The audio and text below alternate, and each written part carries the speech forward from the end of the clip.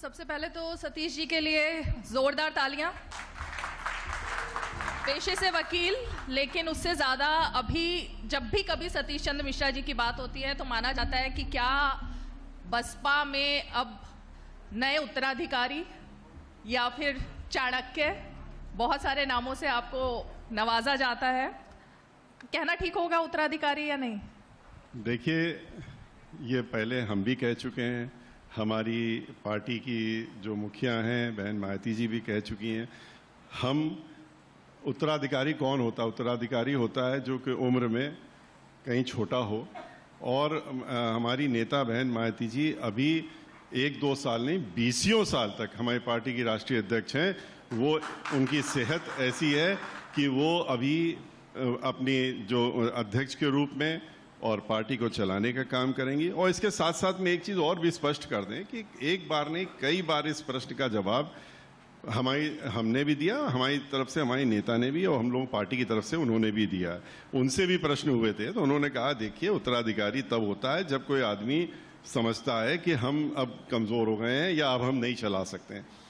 ऐसी कोई स्थिति वहां अभी 20 वर्ष तक नहीं। दूसरी बात ये भी है, ये भी स्पष्ट कर देना चाहेंगे, उत्तराधिकारी जब भी बहुजन समाज पार्टी में जब भी 20 साल 25 साल बाद जब भी बात कोई उठेगी तो उस समय ये भी साफ किया हुआ है कि दलित समाज से जो भी उत्तराधिकारी होगा वो दलित समाज से, बहन मायावती जी ने स्वयं कह रखा, एक बार नहीं कह रखा है, उसको वो बनाने का काम करेंगी। लेकिन वो स्टेज अभी नहीं है। नहीं सतीश जी, लेकिन मेरे पास तो दूसरा सवाल था आगे बढ़ने के लिए, लेकिन आपने जो ये बात कही इसी से रिलेट करूंगी कि ऐसा क्यों है कि फिर उत्तराधिकारी बनाने के लिए दलित समाज से ही आपको चाहिए? क्योंकि आपने सबसे ज्यादा अगर ब्राह्मण वोटों को लुभाने की बात की पिछले चुनाव में, ब्राह्मण कार्ड खेलने की कोशिश की, तमाम अलग अलग हलकों में आपने बात की, तो फिर उत्तराधिकारी क्योंकि नाम है, आगे बढ़ चुकी है पार्टी, लेकिन उसके बावजूद पीछे वही आना है। आप फिर वही आपका आज जो शुरुआत अभी आपने की, कहा कि आज ये है कि बहुजन से सर्वजन की तरफ, तो बहुजन से सर्वजन की तरफ हम लोग बढ़ रहे हैं। बहुजन हिताय और सर्वजन हिताय की तरफ, सर्वजन हिताय को हम लोग लेकर के आगे बढ़े। तो सर्वजन हिताय सर्वजन सुखाय की जब बात कर रहे हैं तो हम लोग सारे लोगों को लेके चलते हैं। लेकिन इसमें जो 25% के करीब उत्तर प्रदेश में दलित समाज के लोग हैं जिनका कि उत्पीड़न हर सरकार ने किया है, सिवाय बहुजन समाज पार्टी ने उनको सम्मानजनक जीवन जीने की उनके लिए व्यवस्था की, उनको आगे बढ़ाने का काम किया। जितनी भी सरकारें उसके पहले आई या बाद में आई, अभी पिछले 10 वर्ष की सरकारें हैं, उन्होंने फिर से जिस तरह से उनके ऊपर हमलावर हुए, तो कहीं पर भी आपको देखने को मिलेगा कि दलित समाज को खास तौर से लेकर के जो 25%, 1/4 हैं, 25 करोड़ में 1/4 दलित समाज के लोग उत्तर प्रदेश में, लेकिन उनको साइडलाइन करके उनको रखने का जो कार्यक्रम ये सरकारें करती हैं, तो उसका जवाब हम लोग देने का काम करते हैं जब बहुजन समाज पार्टी की सरकार बनती है, कि हम सर्वजन को लेके चलते हैं। और दलित समाज जिनसे आपने सब कुछ छीना, जिनको आप देना नहीं चाहते, जिनको आप दूर रखना चाहते हैं, उनको हम लोग उचित स्थान देकर के, सम्मानजनक स्थान देकर के, और ये एक संदेश भी पूरे देश में देने का काम करते हैं कि ये लोग भी हमारी तरह से सम्मानजनक जीवन जीने के अधिकारी हैं। नहीं, बिल्कुल आप सही कह रहे हैं सतीश जी। एक समय में पार्टी जरूर अति पिछड़ों की पार्टी और दलितों की पार्टी थी। दलित आपके साथ थे, दलित वोट बैंक पर आपका कब्जा था, लेकिन क्यों फिर वो वोट परसेंटेज आपका कम होता गया? दलित क्यों आपसे छिटकने लगे, पिछड़े बीजेपी की तरफ क्यों जाने लगे? ये सवाल भी बनता है। देखिए, ये तो जो पार्टियां, विरोधी पार्टियां उस तरह की बात करती हैं। कभी भी दलित समाज का अगर वोट पिछड़ा, हम लोग पिछड़े समाज का वोट अगर नहीं मिला होता तो हमारा परसेंटेज 2017 में जब 12 में सरकार बनी है समाजवादी पार्टी की, तो 0.5% तो हमसे खाली आगे थे। हम लोग 29% पे थे, वो 29.5 पे थे। और 2017 में भी आपने देखा होगा कि कितनी सीटों में थोड़े थोड़े वोटों से हम लोग हारे हैं, और हमारा वोट कभी कम नहीं हुआ। परसेंटेज इसलिए कम आपको नजर आ रहा है क्योंकि नए वोटर बन गए थे, नए वोटर आए। लेकिन 1,92,00,000, अगर पहले 1,62,00,000 वोट पड़ा था तो 1,92,00,000 वोट पड़ा। तो जो दलित समाज का वोटर है, जो पिछड़े वर्ग का समाज का वोटर है, वो तो बहन मायावती जी के साथ में चट्टान की तरह खड़ा है। जितनी भी इस तरह की भ्रामक बातें कही जाएं, कहने की कोशिश की जाए और पार्टियों द्वारा की जाए कि वो छटक रहा है, ये हो रहा है, तो वो उनको परेशानी क्यों हो रही है? उनको उनके पेट में दर्द क्यों हो रहा है? खुश होना चाहिए उनको तो। लेकिन परेशान इसीलिए हैं क्योंकि वो जान रहे हैं कि ये सब इकट्ठा हैं, एक साथ हैं। और अब की बार जो 10 वर्षों में सरकार देखी उन्होंने, 5 वर्ष समाजवादी पार्टी की सरकार देखी, जिस तरह से दलितों के साथ में, पिछड़ा वर्ग में एक समाज को छोड़ दिए, एक जात को छोड़ दिए, बाकी लोगों के साथ में किस तरह से उनके साथ में व्यवहार हुआ। और इस सरकार में 2017 से और अभी तक जो 22 अब तो जाने वाली है ये सरकार, तो इसमें जिस तरह से इन दोनों समाजों के साथ में हुआ, ये कभी कोई सोच भी नहीं सकता था कि इस तरह की ये लोग सरकार में इस समाज के बारे में जो आपने कहा, आपने देखा किस तरह से हाथरस में दलित समाज की बेटी थी, उसके साथ में किस तरह बलात्कार के बाद उसका शरीर भी उनके घर वालों को नहीं देने दिया इस सरकार ने। सीधे मुख्यमंत्री कार्यालय से बैठ करके मॉनिटरिंग हो रही थी। जिला मजिस्ट्रेट को खड़ा करा दिया गया कि आप जाइए उसको जलवा के आइए, और रात के 2:30 बजे एक पुलिस वाले से मिट्टी का तेल डलवा के जलवाने का काम किया रहा है। तो ये सरकार जो है, वो पिछली सरकार जो थी वो दंगे फसाद बाकी सब चीजें करा करके अपना वोट बढ़ाने की कोशिश करती थी। 134 दंगे कराए समाजवादी पार्टी की सरकार में। ये सरकार आई तो इन्होंने सोचा कि हम टेरर फैला देंगे, हम ब्राह्मणों को मार देंगे। 500 से ज्यादा ब्राह्मण मर गए, 100 से ज्यादा इनकाउंटर हो गए, दलित समाज को टेररिटाइज कर देंगे। तो ये लोग शायद इतना दब जाएंगे कि हमारे पीछे पीछे चलने लगेंगे।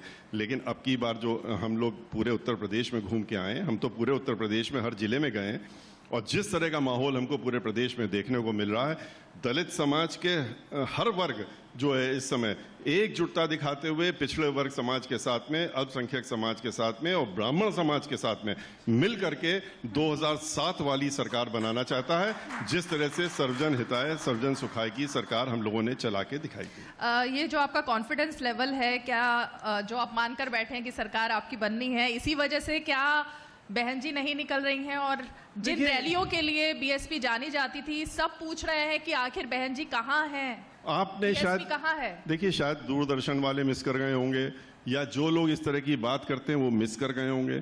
7 सितंबर को आपने शायद नहीं कवर किया होगा, आपका कोई आया नहीं होगा एंकर या जो भी होगा, कि कितने हजारों की संख्या में लोग थे, जिसमें हमने आखिरी सभा करी थी जिसमें ब्राह्मण समाज के खुद ही 20,000 लोग थे। उसके बाद 5 लाख लोग, 9 अक्टूबर को 5 लाख लोगों को एड्रेस किया बहन मायावती जी ने, और यहीं लखनऊ में 5 लाख की रैली। ये लोग जितनी रैलियां कर चुके हैं सबको मिला लेंगे तब भी 5 लाख की नहीं होगी। अकेले बहन मायावती 5 लाख की रैली की, इनकी रैलियों को आप देख तो लीजिए कौन सी रैली हो रही है। अभी एक भी रैली हुई है इनकी?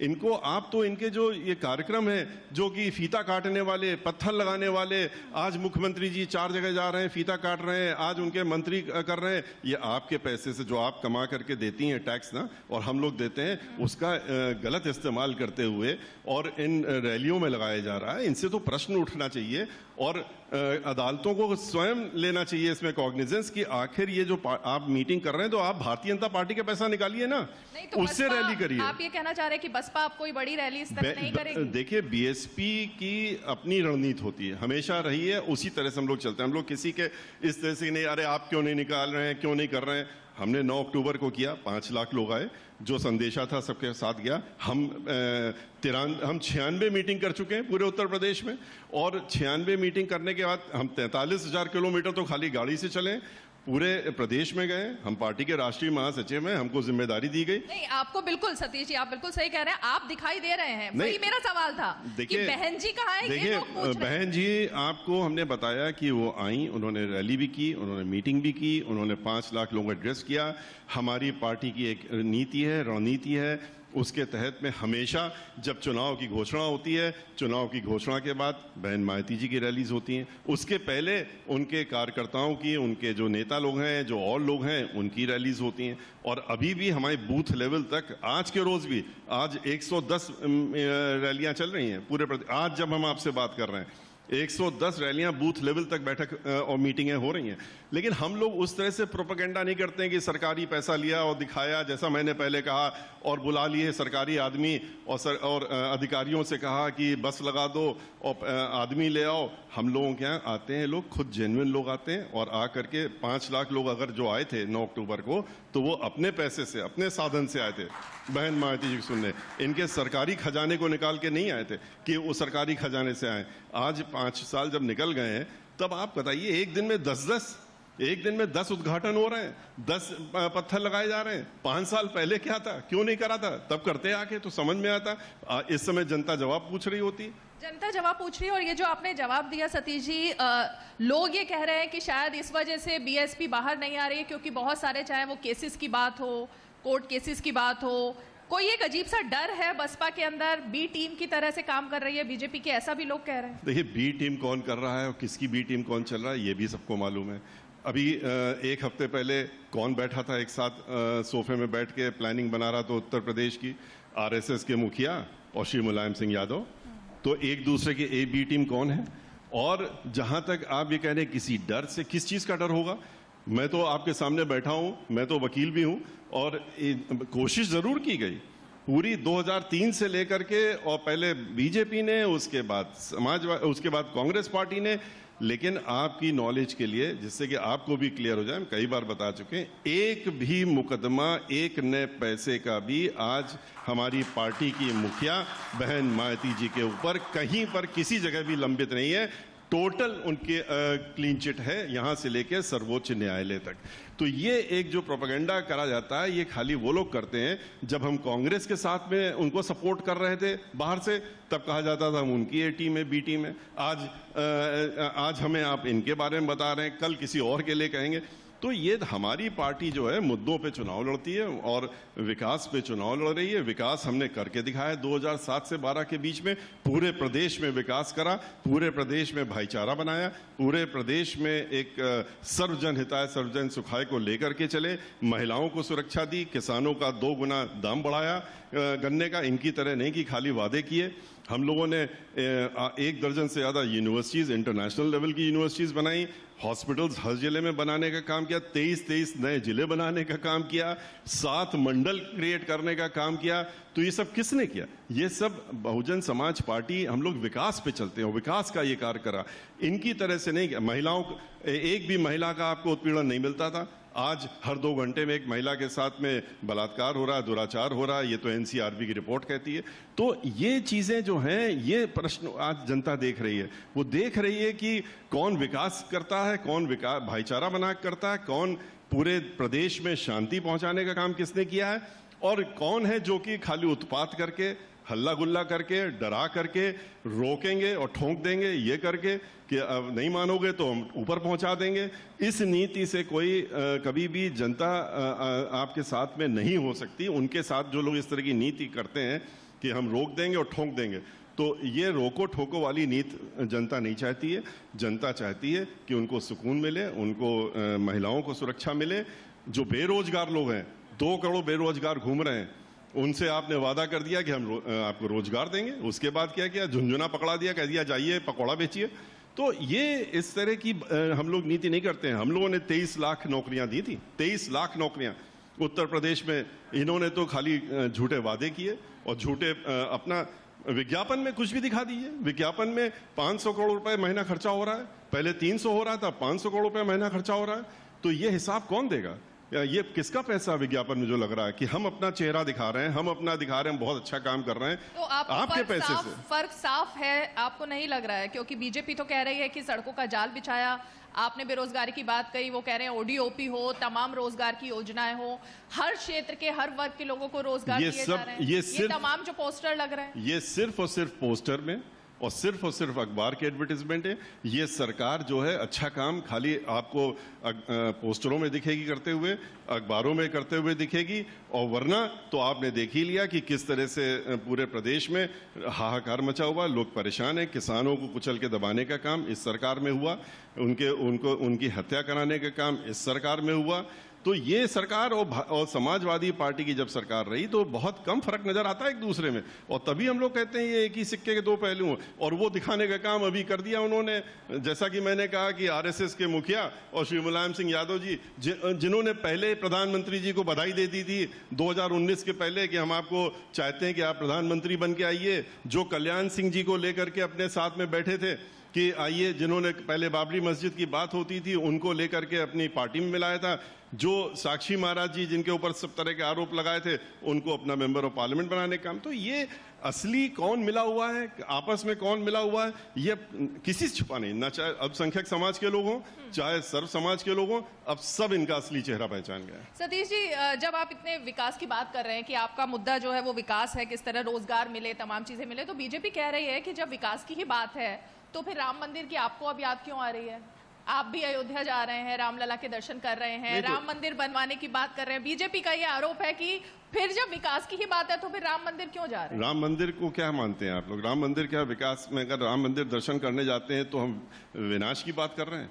हम तो राम मंदिर दर्शन को अभी से कर रहे हैं, हम तो बचपन से करते चले आ रहे हैं। हम लोगों के लिए वो आस्था की चीज़ है, हम लोग उनको अपने दिल में रखते हैं, हम लोग उनकी पूजा करते हैं, हम लोग उनको हाथ में लेकर के नहीं घूमते हैं कि ये वोट की चीज़ें हैं, वोट दे दो भाई, इनके नाम पे वोट दे दो। वोट की वस्तु नहीं बनाते हैं राम को।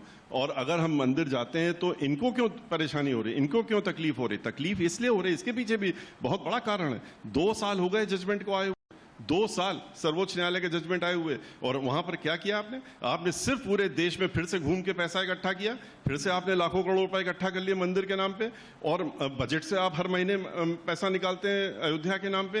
वो पैसा कहाँ जा रहा है, कहाँ लग रहा है? हम जब अयोध्या गए तो हम तो सोच रहे थे 2 साल हो गए, अब तो मंदिर मिलेगा दर्शन करने के लिए, रामलला जी दर्शन मंदिर में मिलेंगे हमको। वहां तो नींव तक नहीं खुदी थी, 4 पत्थर जो लगाए थे 2 साल पहले रखे थे जमीन में, ईंटें, वो भी सरयू नदी में फेंक दिए उठा के। तो ये वो लोग हैं जो लोग खाली भगवान को भी, राम को भी वोट की वस्तु मान करके, और जब हम लोग अगर मंदिर जा रहे हैं, हम तो रोज मंदिर जा रहे हैं, तो उनको हमारे यहाँ बैन लगा देना चाहिए कि हम लोग मंदिर में नहीं जाएंगे। हाँ, मठ जाएंगे तो वो कहेंगे ठीक है आ जाओ मठ में, मंदिर मत जाओ।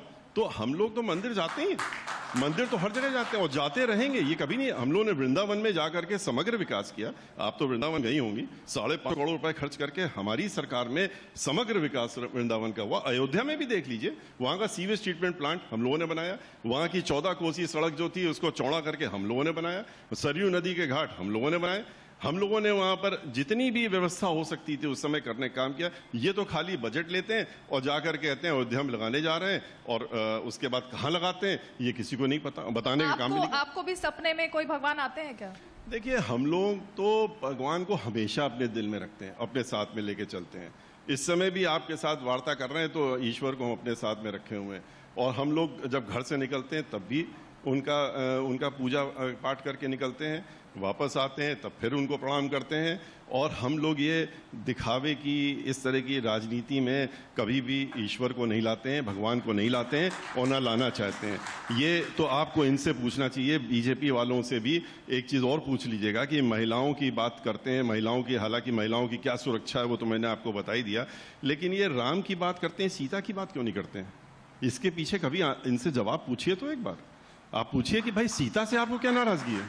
आप राम का नाम लेंगे, सीता का नाम कभी इनके आप मुंह से, हम लोग किसी से मिलते हैं सीताराम करके मिलते हैं, ये राम खाली नाम लेते हैं। तो राम बिना सीता तो राम होते ही नहीं है। तो लेकिन ये नहीं लेंगे। हम लोगों ने सीता जी जहां बिठूर में गई थी, लवकुश के साथ में रही, आप जाकर के देखिए, हमारी सरकार थी, हमने कभी वोट नहीं मांगा इन सब चीजों के नाम पे, लेकिन वहां समग्र विकास किया। 150 करोड़ रुपए खर्च करके अपनी सरकार में पूरा समग्र विकास किया। वाल्मीकि आश्रम बनाया, सीता रसोई को ठीक किया, उनका मंदिर किया, लवकुश का किया, पूरा विकास बिठूर में जाकर के हम लोगों ने अपनी सरकार में किया, वृंदावन में किया, अयोध्या में किया, पर हम लोगों ने वोट नहीं मांगा उनके नाम से। सतीश जी, देखिए बीजेपी तो दावा कर रही है कि सरकार उसकी बन रही है, समाजवादी पार्टी के तो सपने में श्री कृष्ण ने आके कह ही दिया है कि उनकी सरकार बनती हुई दिख रही है, तो फिर बीएसपी कहां पर है जब दोनों ही लोग ये कह रहे हैं, एक को भगवान ने बोला है, दूसरों का दावा है? देखिए, एक जनों ने कहा कि हम 360 सीटें जीतेंगे, दूसरे जनों ने कहा 400 के पार जाएंगे। 403 सीटों में चुनाव हो रहा है। अब पता नहीं 1000 में हो रहा होता तो इन दोनों की बात सत्य हो जाती, लेकिन हम ये जानते हैं कि हमने जो माहौल देखा पूरे उत्तर प्रदेश का, हम हेलीकॉप्टरों से नहीं गए, हम हेलीकॉप्टर से जाके सरकारी कार्यक्रमों में नहीं उतरे हैं, या हम बस में बैठ करके ऊपर से 500 लोगों को इर्द गिर्द ले करके हाथ हिलाते हुए नहीं निकले। हमने तो जा करके जिले जिले में अपनी सभाएं करी, लोगों के बीच में गए, उनके साथ में रुके, रात बिताई है। 23 जुलाई से लेकर लगभग 6 महीने हो रहे हैं। 6 महीने में घर तो शायद ही कभी हम रुके होंगे, ज्यादातर बाहर रहे। जैसा मैंने कहा 43,000 किलोमीटर तो हमने खाली कितनी सीटों का आपको आकलन है? लेकिन मैं आपको ये बता सकता हूं कि जो माहौल इस समय उत्तर प्रदेश का है, जो माहौल इस समय उत्तर प्रदेश में है, पूरी हर जिले में हर जगह मैं कह सकता हूं कि इस समय बहुजन समाज पार्टी नंबर 1 पे, उसी से सब लोग लड़ रहे हैं। और पूर्ण बहुमत की सरकार जो 2007 में बनाई थी हमने, उससे बहुत ज्यादा आगे बढ़ करके अब की बार भी हम पूर्ण बहुमत की सरकार अवश्य बनाने का। मैं यहाँ पर सवाल लेना चाहूंगी, लेकिन एक सवाल उससे पहले मैं ये पूछूंगी कि क्या वजह है सतीश जी कि चुनाव खत्म होते के साथ ही आपकी पार्टी के सारे बड़े बड़े चेहरे छोड़ के चले जाते हैं, और आज अगर हमें बात करनी हो तो हमें दिखाई देता है या तो सिर्फ बहन जी दिखती हैं पार्टी में या सतीश चंद्र मिश्रा दिखाई देते हैं। सब लोग छोड़ के क्यों चले जाते हैं? ऐसा पार्टी में क्या है, माहौल ऐसा है, या फिर कि क्या वजह है कि कोई आपके साथ रहते नहीं है लोग? देखिए, हमारी पार्टी की जो नीति है उसके तहत में 50% नौजवान, चाहे महिलाएं हो चाहे पुरुष हो, 50% अब नौजवान लोगों को, यंग लोगों को जगह देने की बात हुई। जो लोग धोखा दे करके, जो लोग किसी अपने स्वयं के इंटरेस्ट में, अपने स्वांतः उस इंटरेस्ट में किसी दूसरे से मिल करके और पार्टी को धोखा देने का काम करते हैं, उनको तो पार्टी का रास्ता बाहर निकाला ही जाएगा। और हमारी पार्टी डिसिप्लिन वाली पार्टी है। हमारी पार्टी और पार्टियों की तरह तो है नहीं कि जाइए 5 खून कराइए, माफ है अगर, चूंकि आप मेरे अपने हैं। यहाँ तो हमारे 7 दिन हुए थे, 15 दिन हुए थे 2007 में सरकार बने हुए, हमारे खुद के मेंबर ऑफ पार्लियामेंट ने कुछ गरीबों के झोपड़े तोड़ दिए थे, सिटिंग मेंबर ऑफ पार्लियामेंट ने। और हम लोगों ने उनको, बहन मायावती जी ने अपने घर में बुला के, आवास में बुला करके और हथकड़ी लगा करके 5 साल तक जेल में रखने का काम किया था। तो हम लोग जो हैं दूसरी तरह से काम करते हैं। हम लोग जो डिसिप्लिन वाली पार्टी, तो जो लोग छोड़ के जा रहे हैं ये वही हैं जिन्होंने पार्टी को या तो धोखा देने के लिए किसी अपने सेल्फ इंटरेस्ट में, राज्यसभा के चुनाव के दौरान में एक दलित समाज के व्यक्ति को हम लोगों ने चुनाव लड़ाया राज्यसभा में, हमारे कुछ MLAs जो छोड़ के, जिनकी आप बात कर रहे हैं, वो लोग जो हैं एक उद्योगपति के साथ में मिल करके समाजवादी पार्टी के साथ जा करके उन्होंने विरोध करने का काम किया। तो उनको रास्ता बाहर का दिखा नहीं था। हमारे यहाँ जो जाता है वो अकेले जाता है, वोटर यहाँ रह जाता है, पब्लिक यहाँ रह जाती है, वो अकेला ही दिखता है। फिर इन सबकी जो लिस्ट है अब की बार आप देख लीजिएगा, ये हर व्यक्ति जो इस तरह के जिन्होंने ये काम किया है, वो आपको अगली जो विधानसभा होगी उसमें ये MLA के रूप में नहीं दिखेंगे, ये एक्स MLA दिखेंगे, भूतपूर्व MLA की हैसियत से दिखेंगे। जनता इनको सबक सिखाती है। अंत में चलते चलते सतीश जी, एक सवाल मैंने समाजवादी पार्टी पर पूछा, लेकिन कांग्रेस का नारा है लड़की हूं लड़ सकती हूं। आपकी पार्टी में नेत्री महिला है, आपने अभी तक कोई स्लोगन इस चुनाव में दिया नहीं है। कौन सा एक स्लोगन होगा जिसको इनकैश करके आप लोग मैदान में जाने वाले हैं, विकास को छोड़ के? देखिए, इस तरह के नारे खाली लोग सोचते हैं कि इस तरह के हम नारे चुनाव में दे देंगे, जनता को समझा लेंगे, इस तरह की बात नहीं। जनता देखना चाहती कि आपने 5 साल में क्या काम किया। हमारा एक सबसे बड़ा जो नारा है, सर्वजन हिताय सर्वजन सुखाय। हमारी जब सरकार बनेगी तो सबका हित होगा, वो कोई भी हो, किसी जात, किसी धर्म, कोई भी हो, भाईचारा बनेगा, आपस में लोग रहेंगे। और चाहे वो लड़की हो, चाहे लड़के हों, चाहे महिला हो, चाहे किसान हो, चाहे बेरोजगार लोग हों, चाहे नौकरी पेशा लोग हों, और चाहे जो रोजगार करते हैं, जो आज परेशान घूम रहे हैं, उद्योगपति जो परेशान घूम रहे हैं, छोटे वाले, बड़े वालों की बात नहीं कर रहे हैं, जो देश को लूट के चले गए उनको और हम लुटवाने का काम कर रहे हैं, उनकी बात नहीं कर रहे हैं। लेकिन वो सबको लेकर के हम लोग चलते हैं, और हमारा सर्वजन हिताय सर्वजन सुखाय का नारा जो है वो अमली जामा पहनाते हैं हम लोग। कुछ लोगों ने हमारा नारा चुराने की कोशिश की बाद में कि अब कहा सर्वजन हिताय सर्वजन सुखाय, तो नहीं लगा सकते थे, तो उन्होंने कहा सबका साथ सबका विकास। लेकिन सबका साथ विकास की जगह सबका विनाश, सभी का विनाश, 1-2 का साथ, जो अपने खास हैं उनका साथ, बाकी सबका विनाश। तो ये देखने को मिला हम लोगों को। तो हम लोग जो हैं, जो कहते हैं, हमारी नेता जो कहती हैं फिर वो करके भी दिखाती हैं। लॉ एंड ऑर्डर वो पूरे प्रदेश का जो बिगड़ा हुआ है वो जैसे ही वो बैठती हैं कुर्सी में अपने आप ही ठीक हो जाता है। बेरोजगारी दूर करने के लिए उन्होंने खास तौर से ये कहा कि ये मेरा पहला और प्रमुख अब की बार इस सरकार में होगा कि हम बेरोजगारी इस प्रदेश की दूर करें। जो हमारे प्रवासी मजदूर बाहर गए हुए हैं उनको बाहर ना रहना पड़े, वो प्रदेश में वापस आएं, उनको वो मंजर ना देखना पड़े कि वो 300 किलोमीटर पैदल चल के आ रहे हैं और हमारी सरकार जो है उनके लिए गाड़ी घोड़ा नहीं लगा सकती। आज वोटर को लाने के लिए, पब्लिक मीटिंग में लाने के लिए सैकड़ों बसें लग रही हैं, उस समय उनके लिए एक बस भी नहीं निकल पा रही थी, उनके लिए इलाज के लिए पैसा नहीं आ पा रहा था, उनके लिए दवाई नहीं थी। हम लोग इनको ठीक करेंगे। वक्त की पाबंदी है, हमारे पास कमी है थोड़ी सी, इसलिए आपको यहीं रोकना पड़ेगा। लेकिन जाहिर तौर पर जिस तरह आपने बात की, सबको इंतजार है आने वाले दिनों में कब बहन जी भी दिखाई देंगी और उनकी कोई भी एक बात सुनने को मिलेगी, उसका इंतजार है। बहुत बहुत शुक्रिया आप हमारे साथ। फिर से हम आपको याद दिलाएंगे 7 सितंबर 9 अक्टूबर को 5 लाख लोगों को जब एड्रेस करेंगे उसको आप जा करके एक बार खोल के देख लीजिएगा। और आपके बीच में, मीडिया के बीच में तो वो हर हफ्ते 10 दिन में आ रही हैं। कल फिर आपके सामने आएंगी, 3 दिन बाद फिर आएंगी, आपको फिर उस दिन आपको अपने लोगों को भेज दिए, कल फिर उनसे आपकी मुलाकात होने वाली है। इस तरह से आगे होती रहेगी। और हमारी पार्टी, जैसा पहले मैंने कहा, अभी भी कहा, हमारी रणनीति अलग होती है मीटिंग करने की। हम लोग हमेशा से, कोई नई चीज़ नहीं है, लोग इस तरह से सरकारी धन से घूमते रहते हैं। हम लोग अपनी मीटिंग जैसे ही चुनाव की घोषणा होगी उसके बाद हमारी पूरी कार्यशैली जो तय होगी वो उसके हिसाब से चलेंगे। बहुत बहुत शुक्रिया सतीश जी। बहुत बहुत शुक्रिया रीमा, आपका इस सत्र का संचालन करने के लिए। मैं अनुरोध करूंगा दूरदर्शन के महानिदेशक श्री मयंक अग्रवाल जी से और प्रिया जी से, कृपया मंच पर आएं और सतीश जी का सम्मान करें। उन्होंने अपने व्यस्ततम शेड्यूल से समय निकाला और दूरदर्शन के इस लोकतांत्रिक कॉन्क्लेव में शामिल हुए, इसके लिए हम उनको धन्यवाद देते हैं। और वो वकील हैं, हम सब जानते हैं, तो उन्होंने अपनी बात मजबूती के साथ रखी। बहुत बहुत शुक्रिया श्री सतीश चंद्र मिश्र और रीमा, बहुत बहुत शुक्रिया।